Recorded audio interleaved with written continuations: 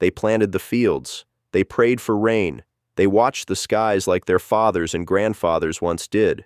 But when the harvest came, there were no buyers, no contracts, no checks, only silence. This isn't a headline. It isn't a rumor. It's the collapse of the American farm economy, quiet, fast, and government-approved.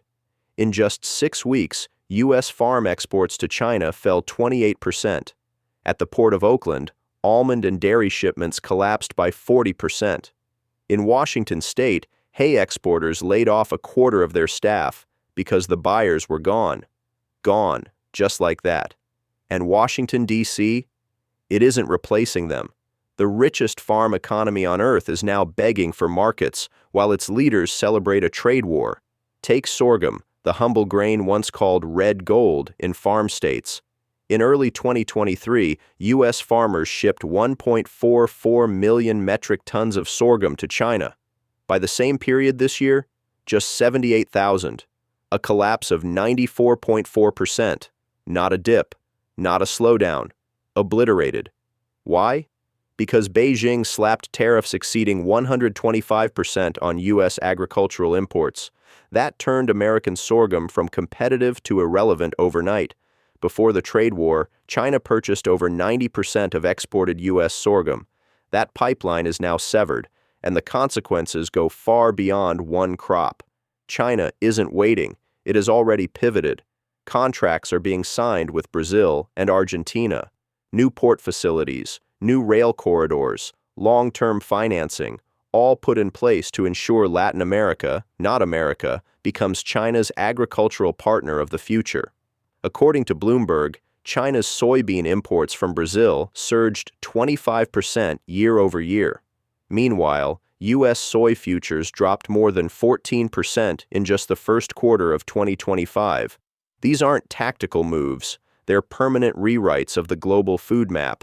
And yet in Washington, policymakers behave as if tariffs can be lifted and markets will magically reopen.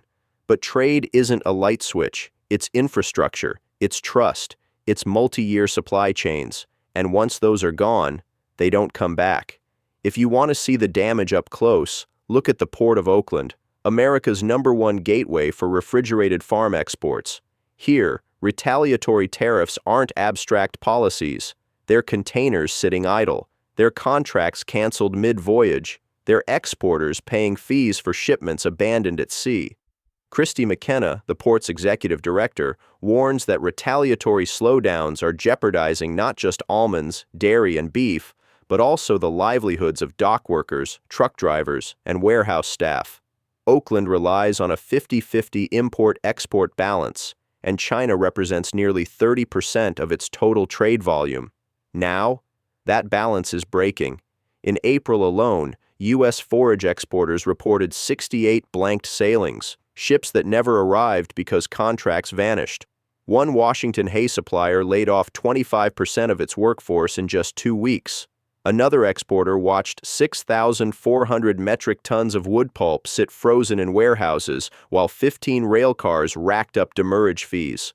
One shipment of 9,000 metric tons bound for China is now at risk of abandonment. And the exporters? They're asking a simple question. How long can we ship at a loss before we stop shipping at all? Washington's answer has been predictable. More bailouts. Checks written from D.C. to keep farmers afloat. Temporary, symbolic, but never structural. Because a bailout doesn't reopen a closed port.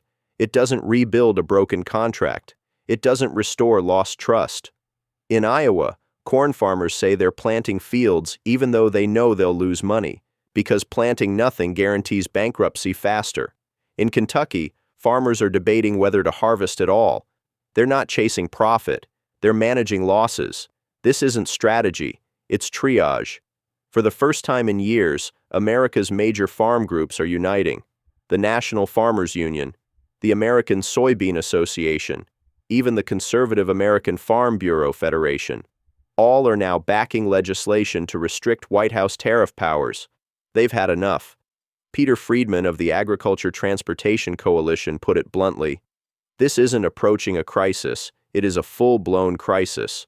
And when farm groups who once defended tariffs are now calling them catastrophic, you know something is broken. Tariffs are supposed to shield American farmers from cheap imports, but the reality is the opposite. Retaliatory tariffs from China, Canada, and the EU have slashed U.S. exports, flooded domestic markets with unsold inventory, and left farmers crushed under prices that don't even cover costs. China just canceled a 12,000-ton U.S. pork order, the largest cancellation since 2020. Producers were left with perishable stock and no fallback buyers. Meanwhile, new port fees of $1.5 million per Chinese vessel disproportionately punish containerized agriculture, which represents over 55% of U.S. farm export value. That includes beef, dairy, almonds, poultry, frozen foods, even French fries. These aren't fringe markets, they're the backbone of American agriculture, and they're being priced out of existence. The price of food is soaring. Consumers are paying nearly 18% more year over year. But farmers aren't the ones profiting. Corporate processors and distributors, companies like Callan Foods, posted over $1 billion in profits during the 2024 ag shortage. Small and mid-sized producers? They faced feed costs up 20% thanks to tariffs on Canadian imports. The truth is painful. U.S. food production is no longer tied to farmer profitability. It's tied to global trade dynamics and corporate supply chains, and farmers, the ones who actually grow the food, are being squeezed out. This didn't happen overnight. For decades, farm bills and trade policies encouraged overproduction, betting that foreign markets would always be there to absorb the excess. That model is collapsing.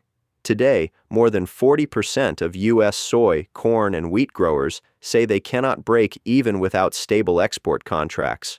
When contracts vanish, so does the system. Banks in rural America are already reporting early signs of credit contraction. Loan defaults are rising in heavy farm counties. The cracks aren't just in trade. They're in the very foundation of American agriculture. During his first term, Trump's trade war cost over $32 billion in farm bailouts. It failed to fix trade imbalances. It failed to restore leverage. Now, tariffs are back, higher than ever. And once again, farmers are the collateral damage.